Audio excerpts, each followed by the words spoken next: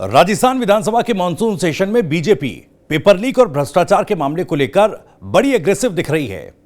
RPSC को भंग किए जाने की जो मांग सचिन पायलट ने उठाई थी, अब बीजेपी के लिए चुनावों से ठीक पहले यह मामला कोर मुद्दा बनता जा रहा है।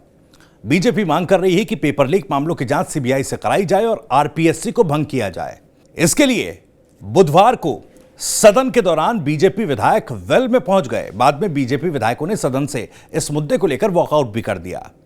नेता प्रतिपक्ष राजेंद्र राठौड़ ने तो यहां तक कह दिया कि आरपीएससी में भ्रष्टाचार का तांडव हो रहा है।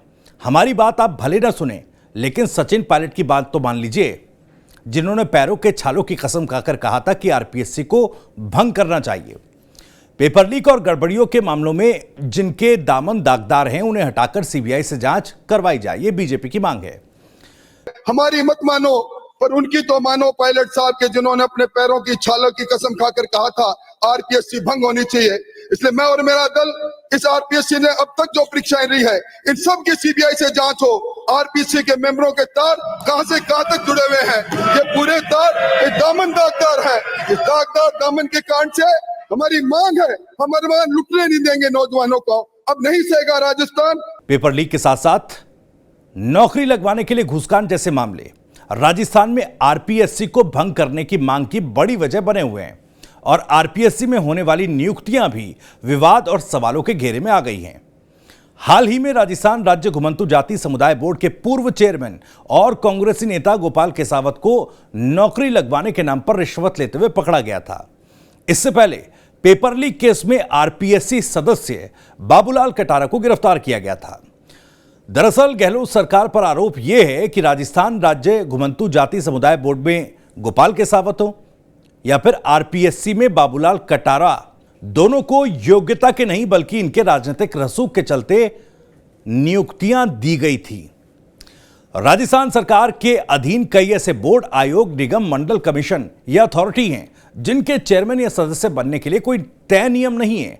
अगर आपके पास राजनीतिक रसूख और संपर्क है तो न केवल आप नियुक्ति पा सकते हैं, बल्कि कैबिनेट मंत्री या फिर राज्य मंत्री का दर्जा, सरकारी बंगला, नौकर, ड्राइवर, वेतन, पेंशन आदि का सुख भी हासिल कर सकते हैं। सरकार चाहे जिसे बिना विज्ञापन जारी किए, बिना इंटरव्यू प्रक्रिया अपनाए या बिना किसी विशेष शैक्षणिक प्रशासनिक योग्यताओं के आधार पर चेयरमैन या सदस्य नियुक्त कर सकती है, बशर्ते नियुक्ति पाने वाला व्यक्ति भारत का नागरिक हो, ग्रेजुएट हो और किसी मनोरोग से ग्रस्त और सजा याफ्ता कैदी ना हो।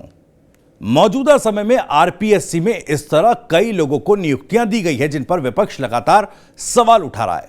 बाबूलाल कटारा जो पेपर लीक में गिरफ्तार हुआ, बताया जाता है कि बाबूलाल कटारा कांग्रेस के दक्षिण राजस्थान से आने वाले एक विधायक का करीबी है।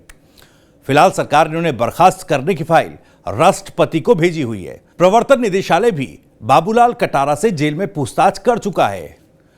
पूर्व डिप्टी सीएम सचिन पायलट ये मांग कर चुके हैं कि किसकी सिफारिश पर कटारा को आरपीएससी में सदस्य नियुक्त किया गया था, उसका नाम सरकार को सार्वजनिक करना चाहिए। इसके साथ साथ कांग्रेसी नेता गोपाल केसावत, जिसे नौकरी लगवाने के नाम पर रिश्वत लेते हुए रंगे हाथों पकड़ा गया, उसने भी अपने सियासी रसूख के चलते साल 2008 में जब कांग्रेस की सरकार थी, राजस्थान राज्य घुमंती जाति समुदाय बोर्ड के चेयरमैन का पद हासिल कर लिया था। इस फेहरिस्त में कुछ और भी नाम शामिल हैं जिनकी नियुक्ति पर विवाद हो रहा है।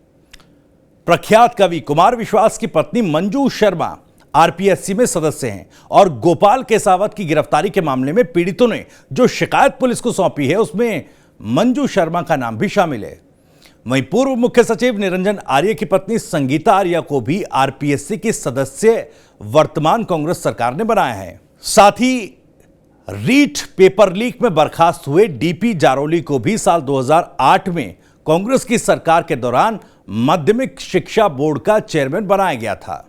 हालांकि इस तरह की राजनीतिक नियुक्तियां पूर्व की बीजेपी सरकार में भी दी गई हैं, जिसकी अपनी एक लंबी फहरिस्त है। लेकिन पेपर लीक और भ्रष्टाचार में लिप्त वो पदाधिकारी जिन्होंने राजनीतिक रसूख से नियुक्तियां हासिल की और अब भ्रष्टाचार और पेपर लीक जैसे मामलों में उनके नामों का खुलासा हो रहा है, इस स्थिति ने सरकार की साख पर बट्टा लगाने का काम किया और इस मामले की आंच आरपीएससी के मौजूदा स्ट्रक्चर पर भी आ गई है और इस पर सवाल खड़ा हो रहा है। ये जानकारी और ये वीडियो आपको पसंद आया तो वीडियो को लाइक करें, ज्यादा से ज्यादा शेयर करें। आप भी इस मसले पर कुछ कहना चाहते हैं तो कमेंट बॉक्स आपके लिए खुला है और राजस्थान से जुड़ी और भी तमाम खबरों को सबसे पहले जानने के लिए सब्सक्राइब जरूर कर लीजिए। TV9 राजस्थान। नमस्कार।